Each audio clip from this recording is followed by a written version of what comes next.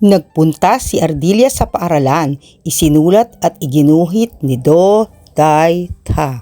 Matagal lang magkaibigan sina Ardelia at Trang. Naglalaro sila araw-araw. Wala silang sinasayang na sandali. Palagi silang masaya at magkasama. Isang gabi, tinanong ni Trang si Ardelia kung nais nitong sumama sa paaralan. Ngunit natakot si Ardelia na umalis sa nayon, napakalayo ng paaralan. Ngunit nagpasya si Ardelia na sumama dahil sa hiling ni Trang.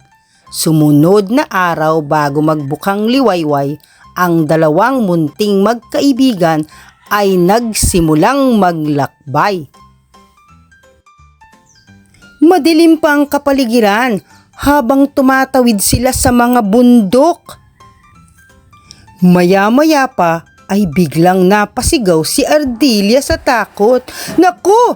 Halimaw!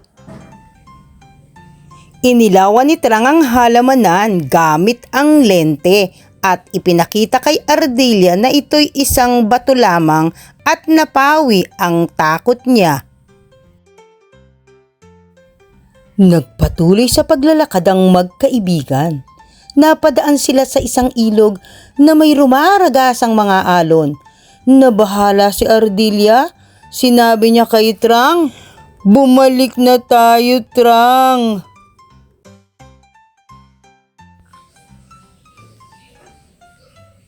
Matapang sila, ngunit basa na si Ardelia. "Gusto ko nang umuwi," umiiyak niyang sabi. Ngunit sumikat na ang araw, sabi ni Trang, "Matutuyo ka na rin mamaya." "Gusto ko na rito sa parang," sambit ni Ardelia. "Huwag na tayong pumasok sa paaralan, maglaro na lamang tayo rito."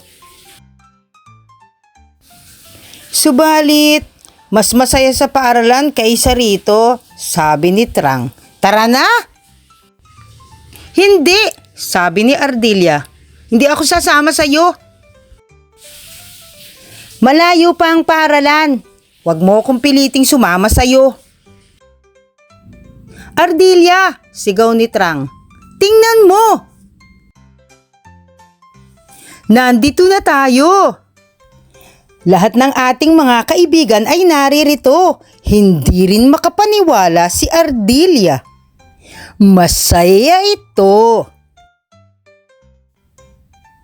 Gusto na ulit bumalik ni Ardelia bukas. Gustong-gusto na niyang pumasok sa paaralan.